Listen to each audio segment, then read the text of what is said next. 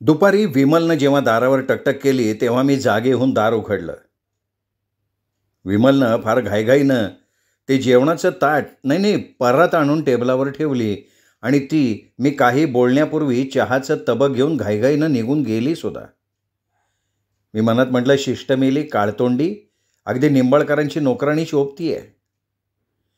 त्या ताटात मसाले भात, पोळ्या, 4 प्रकारच्या उसळी, बटाट्याची भाजी, सगळं माती मसण गच्च भरलेलं होतं. मी थोडासा मसाले भात आणि दही खाल्लं, ताटाला नमस्कार करून उठले. मला इथे जेवताना ना नेहमी बाबांची आठवण यायची. त्यांचं ते जेवणापूर्वी प्रार्थना करणं आणि नंतर आमची सगळ्यांची हसत खेळत होणारी जेवणं. खरंच त्या एक एक अमूल्य क्षणाची किंमत मला आता इथे कळत होती. देवा, माझे कितीतरी क्षण मंजीला आणि आजीला त्रास देण्यात गेले होते आणि त्या आठवणीनं मला एकदम एवढं भडभडून आलं की मी सरळ उठले, मोरीत गेले, बका बका ओकले. नंतर रडत रडत, आजी म्हणजे मला क्षमा करा असं मी म्हणत असताना एकदम मी मंजीला कसं रगड्यावर लोटलं होतं तीच नेमकी आठवण आली. माझं ते सतत यशाची टोपी उडवणं आठवलं आणि नंतर त्या खोलीत माझ्या डोळ्यातल्या अश्रूंना अगदी गंगा यमुनेचा पूर आलेला होता. कधी कधी काय होतं, प्रत्येक माणसाला आपण पण किती चांगलं केलं तेच आठवतं, आपण वाईट केलेलं त्याला कधी आठवत नाही आणि आठवलं तरी मग त्याची स्थिती माझ्यासारखी होऊन जाते. असो, तो दिवस असाच निघून गेला.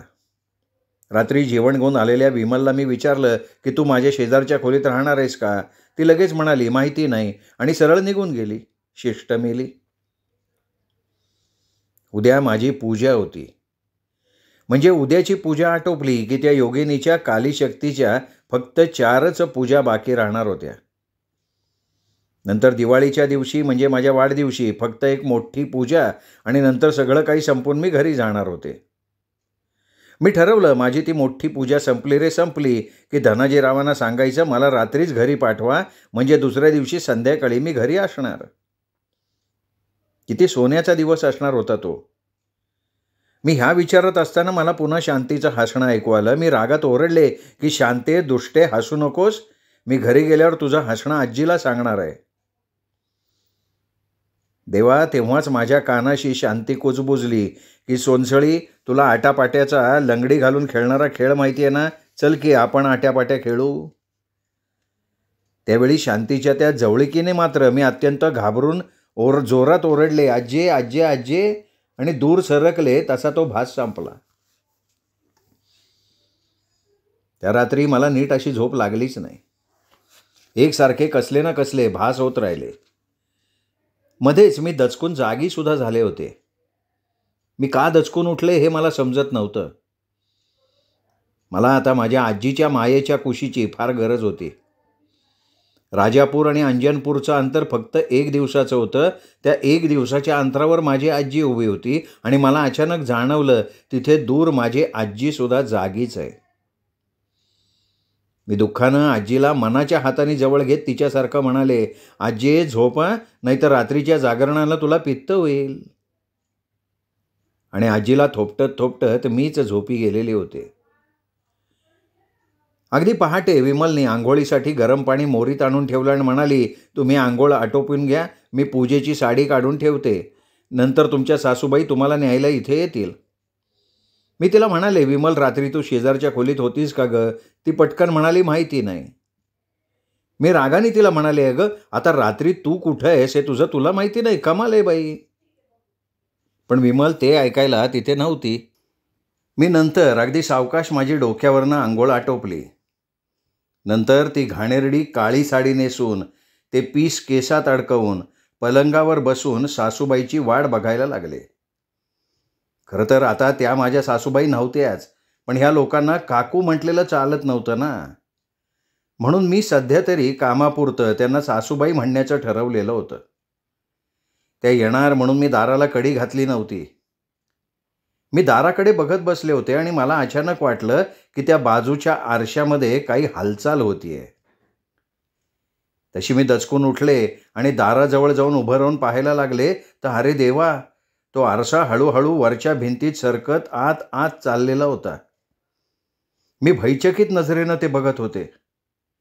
हळूहळू तो आरसा त्या भिंतीत गेल्यावर तिथे एक गोलाकार वर्तुळ आ वासून उभं राहिलं आणि त्या वर्तुळाच्या तोंडातनं सासूबाई आणि भानुमतीबाई हुश्य करत त्या आरशा खालच्या पायऱ्यांवरनं उतरून माझ्या खोलीत आल्या आणि मला त्या आरशाच्या खालच्या पायऱ्यांचं रहस्य उमगलं.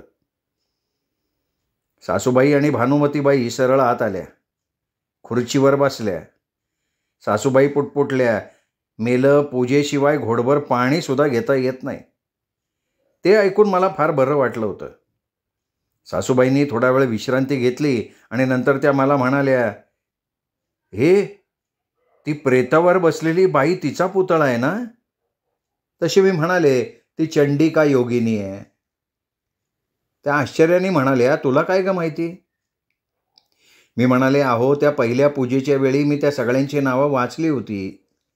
ही त्या कोपऱ्यातली उंटावर बसलेली इलेली योगिनी, तिच्याजवळ ती हातात सुरा घेतलेली अंतकारी योगिनी, या कोपऱ्यात ती शवावर बसलेली चंडिका म्हणजे मृत्यूची योगिनी देवता, आणि ती ह्या कोपऱ्यातली हत्तीवर बसून घंटी वाजवणारी शीर नसलेली योगिनी इंद्रजाली योगिनी आहे.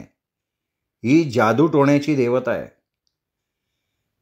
सासूबाई आणि कधी नाही ती भानुमतीबाई सुद्धा हे सगळं लक्षपूर्वक ऐकत होत्या आणि सासूबाई एकदम म्हणाल्या, अगं या योगिनीचा एखादा खजिना वगैरे असतो का ग? भानुमतीबाई एकदम म्हणाली, रेवती झालं का तुझं सुरू? तू कुणालाही काहीही काय विचारतीयस? आणि सासूबाई एकदम डोक्यावर टपली मारत म्हणाल्या, मेले भानू, माझ्या बघ लक्षातच राहत नाही मी कोणाशी काय बोलतीये. मी तीच संधी साधली आणि सासूबाईंना म्हणाले, अहो पारुल कुठे आहे हो? मला ती विमल इथे नको आहे, तुम्ही आपली पारुलला माझ्याकडे पाठवा. तशा भानुमतीबाई एकदम संतापून म्हणाल्या, हां म्हणजे तुम्हा दोघींना आमच्या विरुद्ध खलबतं करता येतील ना, वाछाळ तोंडाची मेली. सासूबाई म्हणाल्या, ती पारुल गेली मसणात, तुला जायचं आहे का? म्हणे पारुल कुठे आहे? मरू देते. हे बघ, आज आम्ही तुला त्या दिवाणखान्यात यायची वाट दाखवायला आलोय. चौथ्या पूजेच्या वेळी ह्याच वाट्यानं तू एकटीनं दिवाणखान्यात यायचंय काय? तो त्या प्रेतावर बसलेल्या बाईचा पुतळा डाव्या बाजूला फिरवला की हा आरसा वर जाईल, मग तू इथून यायचं. चल आता आमच्याबरोबर. तसं मी त्यांना म्हणाले, अहो त्या चौकोनाच्या मागच्या खोलीत ती योगिनीची काली शक्ती आहे, ती इथे कशाला ठेवली आहे? मला त्याची भीती वाटतेय ना. सासूबाई वैतागानं म्हणाल्या, बाई बाई बाई काय पोरगी आहे ही? अगं मसणे, तू कशाला त्या खोलीत मारायला गेलीस? त्यावर मी काही बोलले नाही. मला त्यांचा इतका राग आला होता की मी फक्त त्यांच्याकडे बघत राहिले. त्या आल्यापासून मला आपल्या शिव्याच घालत होत्या. नंतर माझं तोंड बघून त्या सावरून घेत म्हणाल्या, हे बघ, इथे आम्ही सगळं त्या गुरुजींच्या सांगण्यावरनं केलंय, तू उगाच त्या ढवळाढवळ करू नको. मी त्या दोघींबरोबर माझ्या दाराला कडी घालून आरशाच्या त्या भुयारात शिरले. वास्तविक ते भुयार असं नव्हतं, ती एक छोटीशी चोरवाट होती. आम्ही आत शिरल्यावर तिथेच आत तोंडाशी चंडिकेचा पुतळा होता. भानुमतीबाईंनी तसाच तो पुतळा आता डाव्या हाताला न फिरवता उजव्या हाताला फिरवला आणि ती वाट बंद झालेली होती. म्हणजे त्या वाटेवर एक पातळ भिंत आलेली होती. त्या भिंतीच्या मागे तो खोलीतला आरसा लावून टाकलेला होता. आम्ही अगदी 5 मिनिटं चाललो आणि सरळ एका तशाच पातळ भिंतीजवळ आलो. तिथं एक सापाचं चित्र होतं. त्या सापाच्या एका डोळ्यात बटण होतं. ते बटण दाबल्यावर ती भिंत वर गेली आणि आम्ही बाहेर पडल्यावर सर्र सर्र करून पुन्हा खाली येऊन बंद झाली. आम्ही त्या खोलीच्या बाहेर पडलो तर समोर तो जुना दिवाणखाना होता. यावेळी पूजेला प्रतापराव छोट्या वसंताला तसंच खांद्यावर घेऊन धनाजीरावांसकट आमची वाट बघत उभे होते. त्या दोन्ही भूतांचे डोळे काल कदाचित जास्त मदिरापान केल्यामुळे लालबुंद झालेले होते. छोटा वसंत आज देखील गाढ झोपेत होता. त्यांच्याबरोबर कंकाल बाबा नव्हते, याचा अर्थ ते मंदिरात आमची वाट बघत थांबलेले असावेत. आम्ही त्या दिवाणखान्यात पोचलो तेव्हा धनाजीराव एकदम चिडून सासूबाईंना म्हणाले, अगं किती उशीर रेवती, हिने काही गोंधळ घातला होता का? भानुमतीबाई एकदम ओरडली, अहो मी तयार होते. हिने काही गोंधळ घातला असताना तिथे तर मी तिला तिथंच चिरून टाकलं असतं. या सुंदर मुलींचं कसं, यांना चिरून लोणचं करून खाल्लं पाहिजे. त्या एकदम माझ्यावर झेपावल्या. तसं धनाजीरावांनी त्यांना धरलं आणि म्हणाले, भानू शुद्धीवर ये, चल आता निघू. तिथे आमचं हे नाटक चालू असताना अचानक तिथे कार्तिकेबाई म्हणजे मावशी आल्या. आम्हा सगळ्यांना थांबा असं म्हणाल्या आणि एकदम सासूबाईकडे जात ओरडल्या, रेवती, अगं त्या मेल्या अघोऱ्याच्या नादी लागून तुम्ही काय खेळ मांडलाय? तुम्ही आता हिला कुठल्या पूजेला घेऊन चाललाय? हे बघ, हे सगळं माझ्या लक्षात आलंय. प्रतापच्या त्या बाकीच्या बायकांचं काय झालं हे सुद्धा मला कळलंय.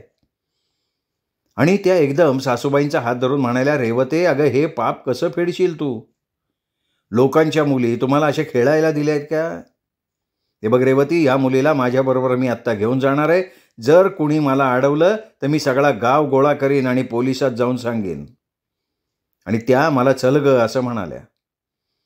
मी सासूबाईंकडे बघत असताना संतापानं लाल झालेल्या धनाजीरावांनी आपल्या हातातल्या काठीचा एक फटका त्यांच्या कपाळावर मारला आणि मावशी अगा आई ग म्हणून तिथल्या पडलेल्या पुतळ्यावर तोल जाऊन आदळल्या.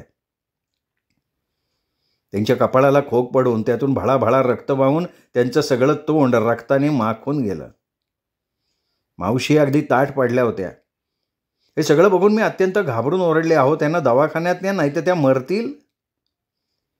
तसं धनाजीरावांनी पुढे येऊन माझ्या तोंडात अशी भडकवली की क्षणभर माझ्या डोळ्यांसमोर काजवेच चमकले. ते किंचाळले की हे सगळं तुझ्यामुळे घडलंय. रस्त्यावरची भटकी कुत्री तू. नोकरांशी कसं वागायचं याची तुला अक्कल नाही. त्या नोकराशी भुंकून तू हे सगळं केलंयस. नंतर ते प्रतापरावांच्या खांद्यावरून वसंताला घेत म्हणाले, जा प्रताप, या म्हातारीला त्या खोलीत बंद करून ठेव. नंतर गुरुजी हिचं काय करायचं ते करतील. आणि त्या मेल्या प्रतापरावांनी काय करावं? त्यांनी सरळ बेशुद्ध मावशीचे पाय धरले आणि त्यांना तसंच ओढत ओढत ते घेऊन गेले. तेव्हा ताज्या रक्ताची एक लांब रेषा त्यांच्याबरोबर ओढली गेली. ते सगळं बघून मी भयंकर हादरले. ही माणसं नाहीत, सैतान होती, सैतान. आता सासूबाईंची ती सख्खी आई होती आणि कुणीही मुलगी आपल्या आईला अशा स्थितीत बाळू शकत नाही. पण इथे सगळं उलटं. हे एवढं सासूबाईंच्या आईबरोबर त्यांच्या पतीनं केलं होतं तरी त्याचं काही सुखदुःख त्यांना नव्हतं. उलट त्या म्हणत होत्या, अहो आता लवकर चला पूजेला, माझ्या पोटात भुकेचा वणवा पेटलाय. नंतर प्रतापराव आल्यावर आम्ही पूजेसाठी निघालो. मी त्या समुद्राजवळ आल्यावर बघितलं, तो सफेद ढग आमच्या मागे तरंगत येत होता. प्रतापराव आणि धनाजीरावांच्या येणाऱ्या दारूच्या दुर्गंधीमुळे मला ओकायला होत होतं. माझ्या डोळ्यांसमोर सतत मावशी येत होत्या. मला एवढं त्या मावशींच्या संभाषणावरनं जाणवलं होतं की या सगळ्या पूजा रहस्यमय असून इथे काहीतरी काळबेरं कारस्थान शिजतंय. आता एका पाठोपाठ एक अशी कोण 10 लग्न करणार का? बरं केली तर केली, पण दुसऱ्या दिवशी त्या तरुणी नाहीशा होतात याचा अर्थ काय? पण नंतर मला वाटलं त्या तरुणी दुसऱ्या दिवशी नाहीशा झाल्या. मला इथे येऊन 6-6 दिवस झाले तरी मी जिवंत आहे, म्हणजे मला इथे काही धोका नाही. पण मी विचार केला की इथे काहीतरी भयानक कारस्थान चाललंय आणि आपल्याला त्याच्याशी काही कर्तव्य नाही. आपण निमूटपणे आपल्या पूजा आटोपायच्या, आपल्या घरी निघून जायचं. पण मी बाबांना आणि आजीला इथलं सगळं सांगणार होते. आईला काही सांगणार नव्हते, कारण ती सतत डोळ्याला पदर लावून बसली असती. माझी पूजा आटोपली आणि मी उठले तर ते सगळं मंदिर माझ्या भोवती गारागारा फिरायला लागलं. माझ्याच्यानी आता चालणं सुद्धा होत नव्हतं, इतका अशक्तपणा आलेला होता. माझं सगळं अंग थंड होऊन घामानं भरलं होतं. त्यात मला भयंकर तहान सुद्धा लागली होती आणि कुणीतरी माझा गळा आवळतंय अशी भयंकर भावना मला व्हायला लागली. अचानक मला जाणवलं की काहीतरी येऊन मला चिकटलंय. मी कसं तरी उठून देवळातल्या पिंडीजवळ आले आणि मागे वळून बघितलं तर कंकाल बाबा एकटक माझ्याकडे बघत होते आणि मला एकदम त्या सगळ्या योगिनी जागृत झाल्याचा भास व्हायला लागला.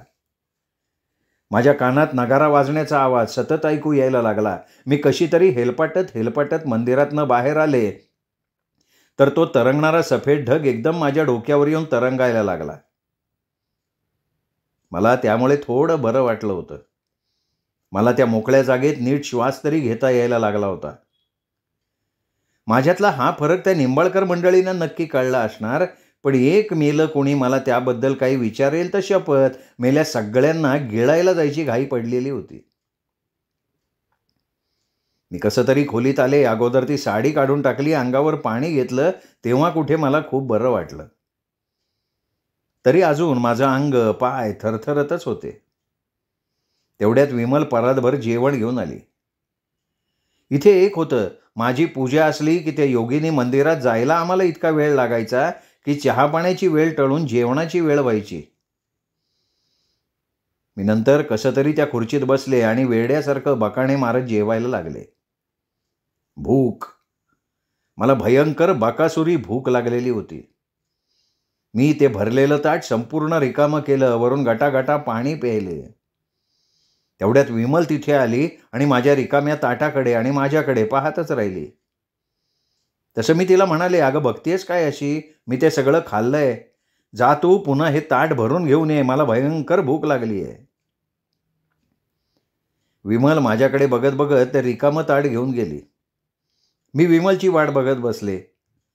मला वाटलं कदाचित त्या पूजेहून आल्यानंतर निंबाळकर मंडळींना सुद्धा अशीच माझ्यासारखी भूक लागत असावी, म्हणून त्यांच्या जेवणात एवढे पदार्थ सासूबाई करायला सांगत असतील.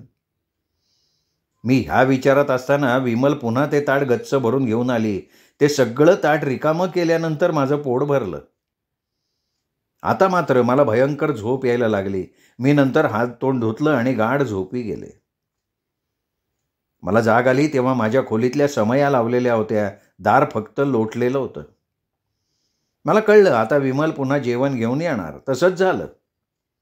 पण आता माझी भूक मेलेली होती.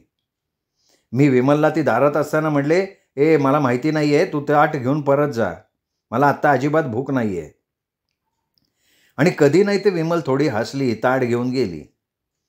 पण नंतर मात्र येऊन तिने गरम गरम दुधाचा पेला आणून माझ्या हातात दिला आणि ती घाईघाईत निघूनही गेली. मी नंतर हलकेच उठले आणि माझ्या बाजूची खोली जाऊन उघडली आणि आत बघितलं. त्या कोळिष्टकानं भरलेल्या खोलीत प्रचंड धूळ आणि घाण साठलेली होती. काही फुटके पुतळे आजूबाजूला पडलेले होते. खिडकीच्या काचा फुटून खाली पडल्या होत्या आणि तिथल्या भिंतीवरच्या मोठमोठ्या तैलचित्रांवर धुळीचे थर बसलेले होते. मला क्षणात कळलं की विमल काही रात्री या खोलीत राहत नाही, कारण ती असल्या खोलीत राहूच शकणार नाही. मी नंतर बाकीच्या खोल्या सुद्धा उघडून बघितल्या, पण कोणी त्या खोलीत रात्रभर राहू शकेल अशी तिथल्या कुठल्याच खोलीची अवस्था नव्हती. फक्त माझीच खोली तिथे योगिनीच्या मूर्ती ठेवून सजवलेली होती. मला एकदम जाणवलं की मी ह्या हवेलीत एकदम एकटी आहे आणि त्या क्षणी मला तिथे प्रचंड भीती वाटली. तेव्हाच तिथे कोणीतरी येतंय असं मला वाटलं आणि मी पळत पळत माझ्या खोलीत येऊन दाराला कडी घालून टाकली. मी नंतर पलंगावर बसून विचार केला की दिवाळीला अजून अवकाश होता. माझी इथली चौथी पूजा 2 दिवसांनी होती. मी ठरवलं आपण ह्या हवेलीत इथे तिथे फिरून वेळ घालवायचा. कदाचित मला इथे अशी वाट सुद्धा मिळेल की जी मला आमच्या कृष्णकमळाच्या फाटकाजवळ नेऊन सोडेल. मी ठरवलं आपण या हवेलीत फिरायचं, खाली बागेत जायचं. जर आपण असे 2-2 पराती खात पलंगावर पडून राहिलो तर आपलं काही इथे खरं नाही. मी माझ्या मनाला समजावलं. तरीसुद्धा मी त्या भूत हवेलीत अगदी एकटी आहे याची जाणीव मला सतत होत असायची आणि जसजशी रात्र चढायला लागली तसतसं मला आपण इथे अगदी एकटे आहोत ही जाणीव पुन्हा पुन्हा होऊन फार भीती वाटायला लागली. त्यात ते कंकाल बाबा कुठे मारायला राहत होते देव जाणे. मी नंतर घाबरून माझ्या दाराची कडी नीट घातली आहे का नाही हे पुन्हा पुन्हा पाहिलं. मला त्या आरशातल्या चोर वाटेची सुद्धा आता फार भीती वाटायला लागली होती.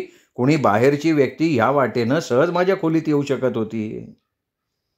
हां, पण एवढं मात्र खरं की ती चोरवाट निंबाळकरांशिवाय कोणाला माहिती नव्हती आणि ती मंडळी रात्री पोट भरल्यावर कशाला इथे मारायला येणार होती. ते प्रतापराव तर कंकाल बाबामुळे इथे आता कदापि येणार नव्हते आणि त्या विचाराने मला थोडं बरं वाटलं. मी तिथल्या उघड्या खिडक्या लावून टाकायचं ठरवलं.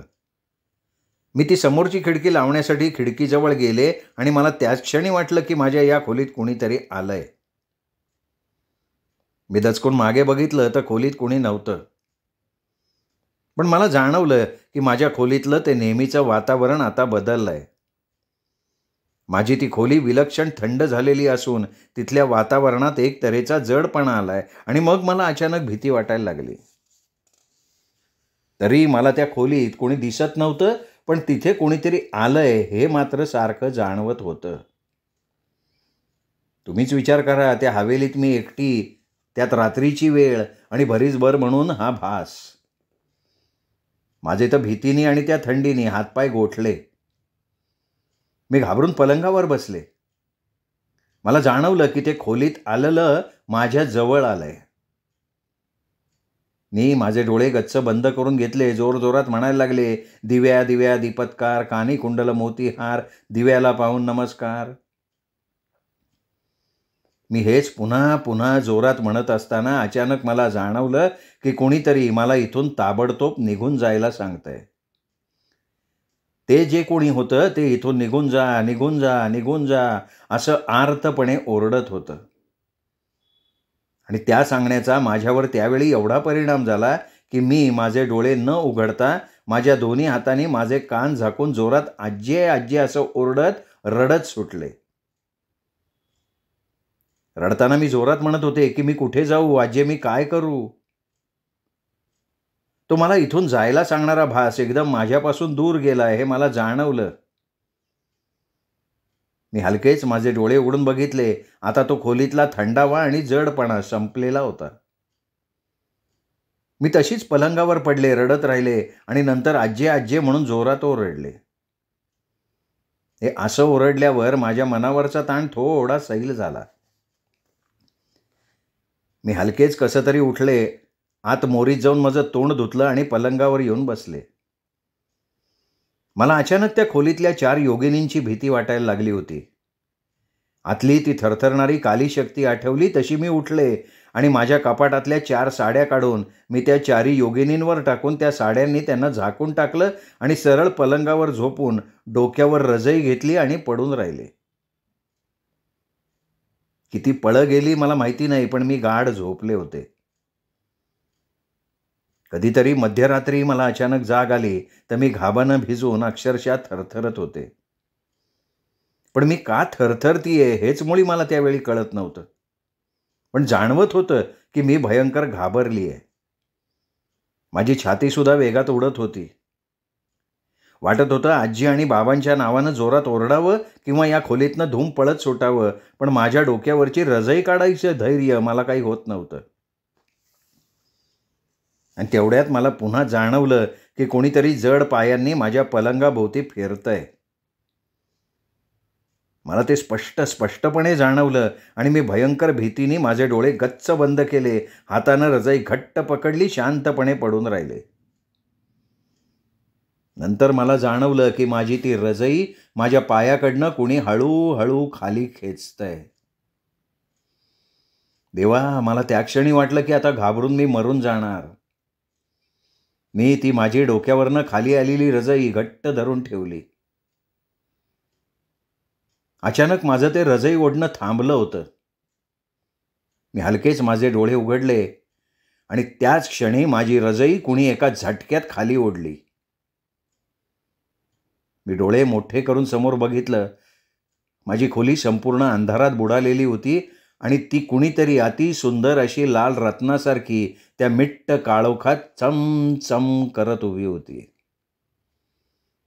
ती उंच होती, कमनीय बांध्याची होती. तिने लाल रंगाचा पारदर्शक असा स्वयंप्रकाशित पायघोळ बुरखा डोक्यापासून पायापर्यंत पांघरलेला होता.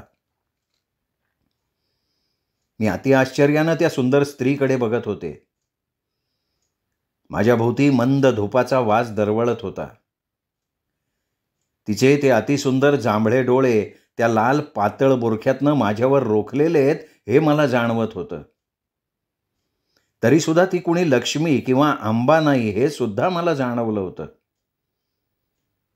ती कुणी योगिनी होती, पण कुठली योगिनी आहे हे मला माहिती नव्हतं. आणि हळूहळू ती योगिनी उंच उंच व्हायला लागली. तिचं ते झाकलेलं सुंदर स्वरूप आता बदलायला लागलं होतं आणि हळूहळू एक विकृत असं अस्तित्व तिथे साकार झालं. त्या अस्तित्वाची लांब रक्ताळलेली जीभ सापासारखी आत बाहेर व्हायला लागली होती. एक विचित्र असा गंध तिथे पसरत चालला होता आणि त्याच वेळी अचानक माझं संपूर्ण शरीर ताठ व्हायला लागलं होतं. माझ्या शरीराच्या संपूर्ण संवेदना नष्ट झाल्या होत्या, पण माझं मन जागृत होतं. माझ्या उघड्या डोळ्यांची उघडझाप थांबलेली होती. मी फक्त स्थिर डोळ्यांनी त्या अस्तित्वाकडे बघत होते. हळूहळू ते अस्तित्व माझ्या जवळ जवळ यायला लागलं, तरी मी फक्त त्याला बघत होते. ते नंतर अगदी माझ्या जवळ आलं, तरी ते खरं कशा स्वरूपाचं आहे हे मला दिसत नव्हतं, पण ते भयंकर कुरूप असावं हे मला जाणवलं. ते अस्तित्व नंतर अगदी माझ्या जवळ आलं, माझ्यावर वाकलं. त्याची ती लांब आत बाहेर होणारी जीभ माझा गळा चाटत फिरायला लागली. त्यावेळी ते आपल्या गुरगुरल्यासारख्या खर्जी आवाजात कणत कणत विव्हळत पुटपुटत होतं, हे माझं आहे, हे सगळं माझं आहे आणि ते मला लवकरच मिळणार आहे. मला आता त्या अस्तित्वाला एवढ्या जवळून सहन करणं शक्य नव्हतं. ते हळूहळू माझ्यावर झेपावत होतं आणि तेव्हाच अचानक माझ्या सगळ्या संवेदना जागृत झाल्या आणि मी जीवाच्या आकांतानं बाबा बाबा म्हणून किंचाळले आणि बेशुद्ध पडले होते. त्यावेळी मला माहीतसुद्धा नव्हतं की आतली त्या खोलीतली ती काली शक्ती आता तिथे नाही, तर माझ्या जवळ आलेली आहे. अगदी पहाटे मला जाग आली तर माझा दरवाजा कोणीतरी जोरजोरात खडखडवत होतं. मी कशी तरी उठले. क्षणभर ती संपूर्ण खोली माझ्या भोवती गरगरली होती. मला अतिशय सडसडून ताप भरला होता आणि माझा गळा भयंकर जळल्यासारखा होऊन मला मरणाची तहान लागली होती. मी नंतर तसंच धडपडून उठले. अगोदर तांब्यावर थंड पाणी गटागटा प्यायले, तेव्हा कुठे मला जरासं बरं वाटलं. मी बाहेरच्या खोलीत आले तेव्हा माझं ते दार वाजणं बंद झालेलं होतं. मी पलंगावर धप्प करून बसले. रात्री घडलेल्या प्रकाराबद्दल विचार करायला लागले की ते नक्कीच स्वप्न नव्हतं. मी चटकन उठून माझा गळा बघितला तेव्हा त्या माझ्या गळ्याभोवती गोल लाल भडक अशी रेषा उमटली होती. गळ्याच्या आजूबाजूची चामडी सोलल्यासारखी झाली होती. म्हणजे ते योगिनीनं खरंच माझा गळा चाटला होता. मी पाहिलं त्या समया अजून पेटलेल्या होत्या. चारी योगिनींवर माझी पातळं तशीच टाकलेली होती. माझ्या खोलीत सगळं काही तसंच ठीकठाक होतं, पण माझा गळा मात्र मला सांगत होता की रात्री या खोलीत काही ठीक नव्हतं. मला पुन्हा तो सगळा रात्रीचा प्रकार आठवला. मला आईची, आजीची, बाबांची अतिशय आठवण आलेली होती. आता या क्षणी मला माझं सुरक्षित घर हवं होतं. इथे माझ्याबरोबर काहीतरी अयोग्य घडत होतं आणि ते माझ्या घरच्यांना माहिती नव्हतं. मी एकदम मोठ्यांदा घाबरून रडत म्हणाले, बाबा, आई, आजी, तुम्ही लवकर इथे या, इथे मला फार भीती वाटतेय.